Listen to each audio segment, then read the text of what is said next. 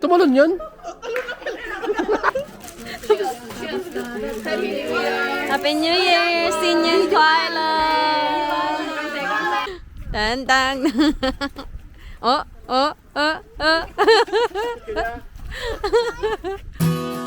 Ni hao! Tara, samahan niyo kami mamasyal dito sa bansang Taiwan. Isang napakaganda at napakalamig na araw po. Mga semiconductor factory workers po kami dito sa bansang Taiwan. 1 week na walang pasok dahil Chinese New Year celebration ng mga Taiwanese. Kaya naman pwede kaming gumala. Ay, taray! Fashionista! Fashionista ang ate ko!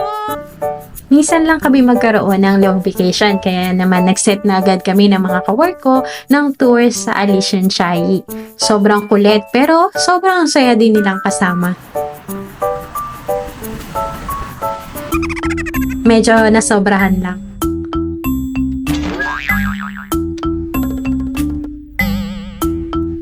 O, diba? Kitang-kita mo naman. Medyo na-late pa nga ng konti yung driver namin na si Papa. Peak season kasi nila ngayon, Chinese New Year, at iba ang rate nila, kaya todo kayo sila. Kaya okay lang din naman sa amin na hintayin siya. Opo, Papa yung tawag namin sa matatandang taxi driver dito sa Taiwan kasi parang mga tatay na rin namin sila dito. Sobrang cool nga at sobrang babait din nila. At hindi lang yun, sobrang galing din nilang mag-drive, so trusted namin sila. Kaya kampante kami na makakarating kami ng maayos sa pupuntahan namin. Kakalis pa lang namin dito pero ready na agad silang matulog. Handang-handa na at may neck pillow pa nga. Kaya zoom natin para may ebidensya. O, diba? Papunta na kami ngayon sa unang destination namin. Van tour na nga pala yung binuhok namin para less hassle tapos comfortable din. Day tour in Chiayi County tapos 4 tourist spots na yung napuntahan namin kaya sulit na din. First stop, Niupuchi La Prairie.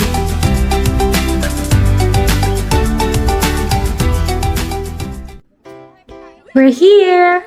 Hindi na nga maawat sa kakulitan nitong mga kawork ko. Sobrang hyper nila kasi minsan lang kaming makagala ng sama-sama.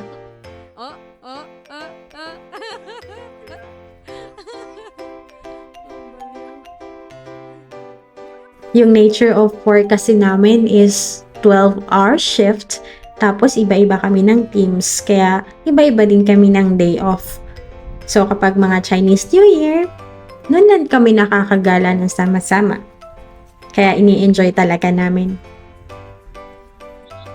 Winter season sa Taiwan pag Chinese New Year kaya malamig ang panahon. Masarap maggala at i-enjoy ang cold season. Wow! Refreshing sa pakiramdam yung mga puno at saka yung mga halaman. Dito na rin kami kumain ng early lunch. Buti may mga free cottages na pwede namin gamitin. Pero dapat, clean as you go. Yan yung natutunan namin dito sa Taiwan. Kaya kapag pupunta kayo dito for work or tour, basic traits na yan na pwede mong gawin habang nandito ka sa Taiwan. Pagkatapos nga namin kumain ay nag-picture taking lang kami, tapos dumiretso na kami sa next destination namin. Zigzag na daan talaga ang Chiayi County. Buti na lang, napaka-smooth lang na mag-drive ni Papa. Kaya di kami nahilo sa biyahe. Sobrang ini-enjoy lang namin yung mga ganitong araw. Dahil after this, trabahong kabayo na naman kami. 4 days ang pasok tapos 2 days off. Pero kadalasan, 1 day off na lang dahil sa overtime. 4 to 6 machines din ang hawak namin every day. So mahirap pero worth it naman. Mas malaki ang sahod kaysa sa Pinas. Mas malaki din ang chance na makaipon at makapag-provide sa family sa Philippines. Mababa lang din kasi ang cost of living dito sa Taiwan. Kaya kung wise ka, makakaipon ka talaga.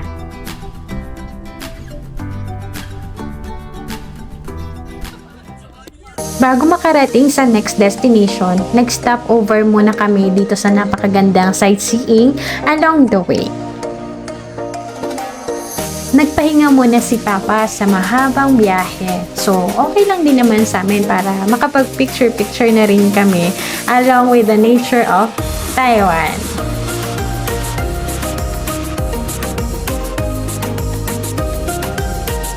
Sobrang refreshing, sobrang ganda. After namin mag-picture taking, dumiretso na kami sa next destination. Next stop, Fengchi Old Street. Pagbaba pa lang ng sasakyan, super gandang view na agad. Parang sa movies ko lang to dati nakikita. Syempre, picture is a must. Papunta na kami ngayon dito sa Old Street. Short story lang, dito sa Taiwan, alam mo bang makakasalamuha mo ang iba't ibang klase ng tao? Kaya dapat marunong kang makisama. Sobrang swerte ko na lang din dahil sa mga taong ito, hindi sila toxic na kagaya ng iba. Nagtutulungan kami palagi kapag haumang o busy ang isa, agad natutulong ang iba na hindi busy. Mas nagiging madali ang trabaho. Masarap pumasok kapag ganito ang mga katrabaho mo.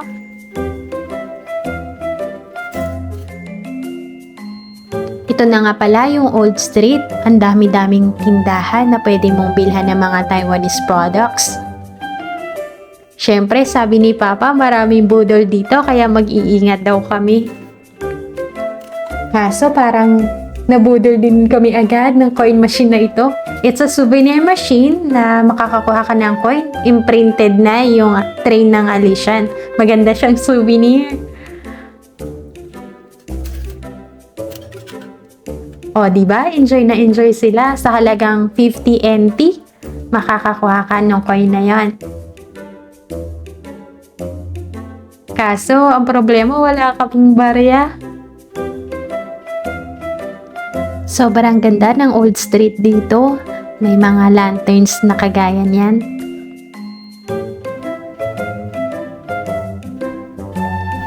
Ito naman yung sumunod naming budol. May mga free taste ng mochi. Sobrang sarap din. After ng free taste ng mochi, free taste naman ng tea. And when it comes to tea, Taiwan na ang may pinakamasarap na tea. Kaya nga sila kilala sa milk tea. At ayon kay ate, itong mga tea na ito, it is handly picked sa mga puno or halaman ng tea. Kaya very organic and mas maganda yung kalidad. Pagpunta mo nga dito sa Taiwan, huwag kang magugulat kung every corner may milk tea shop. Kasi parang tubig na sa kanila ang milk tea. Very affordable din ang mga milk teas dito. Then you can choose kung anong level ng sweetness yung gusto mo, kung anong level din ng ice ang gusto mo. Tara at magpabudol tayo kay ate.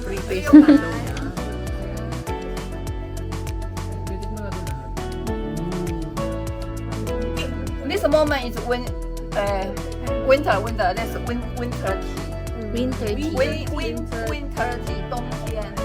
Winter tea。冬天。 Spring tea in the apple， 4月，所以4月还没来，所以这个是 winter tea。看很干净啊，有没有 clearly？ 这个没有什么灰尘杂质。好，4秒，来 enjoy 4秒，4秒。Amay ko, te. Amay ko. 4秒。 Okay naman. 4秒。没 pass over the 4秒。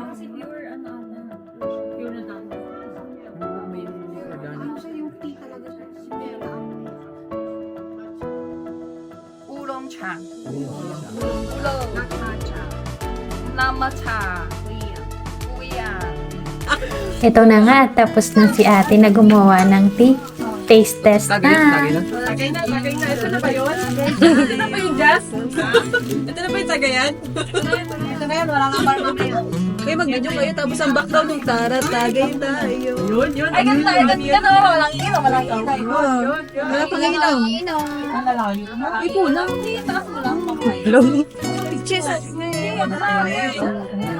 Ikaw, sa'yo na lang to. Sa'yo na, ayoko. Baka sumagat dyan ko. Mamaya na, ani. Wala, sumayo ka muna. Sapang na yun. Oy, wala na makakasok yan.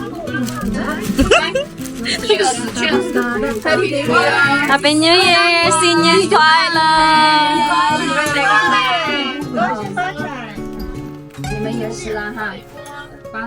Init. Ay, mga itsura nila.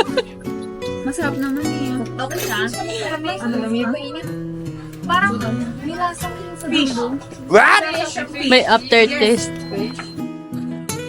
Naguluhan pa nga sila dito kung ano yung lasa. Pero sa tingin ko, fresh yung ibig niyang sabihin. Malapit lang din pala dito sa Old Street yung Feng Chi-Hu Station. So itong railway station na to, pwede kang sumakay dito papuntang Alishan Forest. Here you can also see replicas ng mga train, old train na pwede kang mag-picture-picture habang wala pang train na dumadaan. Free naman yan. Lagi ka lang dapat aware na kapag ka nag-bell na, ibig sabihin may paparating na train, so you have to go back dun sa pinaka-station. Tumalon yun. At ito, napagtripan na naman nga ako yung mga ka-work ko. Ang liit ko kasi. Dito talaga kami nagkakasundo sa mga kalokohan.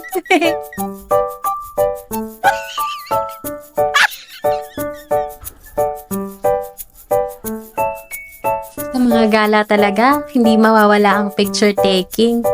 Kahit saan, picture ng picture.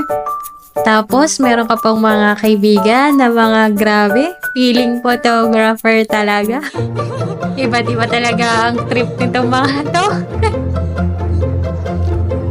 Nakakapagod pero sobrang saya. Hindi pa dyan natatapos ang pamamasyal natin. Meron pang part 2, doon naman tayo sa Alishan Forest. See you!